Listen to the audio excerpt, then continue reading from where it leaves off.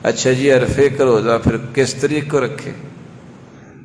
عرفے میں تو جب حاجی جائیں گے تو ہماری 8 تاریخ ہوگی، تو آپ نے 9 کیوں کہہ دیا؟ حاجی جب حج کرنے جاتے ہیں عرفے میں ہوتے ہیں، حاجی تو نہیں نا روزہ رکھتے، کون رکھتے ہیں جی؟ غیر حاجی۔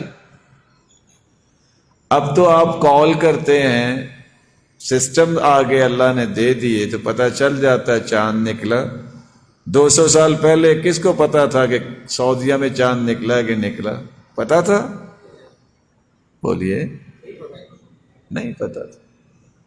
اب بھی آپ گوگل پہ جائیے، جہاں آئی ٹی کے سمجھدار لوگ بیٹھے ہیں، گوگل پہ جا کے 4 انگلیاں گھمائیے، آپ کو پتہ چلے گا کہ اگر عرفے سے مراد وہ دن ہے جب حاجی عرفے میں ہوتے ہیں، تو بعض ملکوں میں تو اس دن عید ہوتی ہے، وہ کیا کریں؟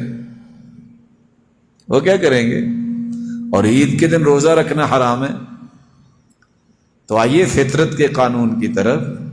وہ کیا ہے کہ حاجی وہاں بھی جاتے ہیں عرفے میں تو 9 ذی الحجہ کو جاتے ہیں، ایسا ہی ہے۔ اور حدیث کے الفاظ کیا ہیں؟ سئل عن صوم یوم عرفہ،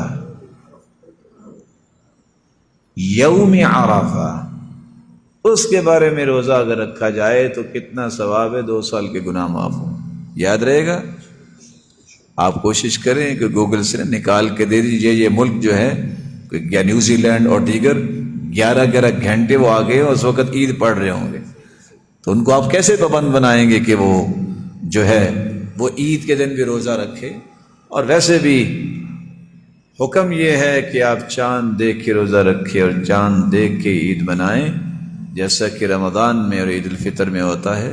تو ہمیں اپنے اپنے مطلع کے مطابق ہی اپنے عید منانی چاہیے، اور یہ دور کی بات نہیں ہے۔ کیسے شام کے اندر سے صحابہ آئے، مدینہ پہنچے، شام اور مدینہ کا کتنا فاصلہ ہے؟ پوچھا آپ نے روزہ کب رکھا؟ کہتے جمعے کو۔ مدینے والے سے پوچھا آپ نے روزہ کب رکھا؟ مسلم کی روایت ہے، کہا ہفتے کو۔ وہاں جمعے کو چاند نظر آیا اور یہاں ہفتے کو چاند نظر آیا۔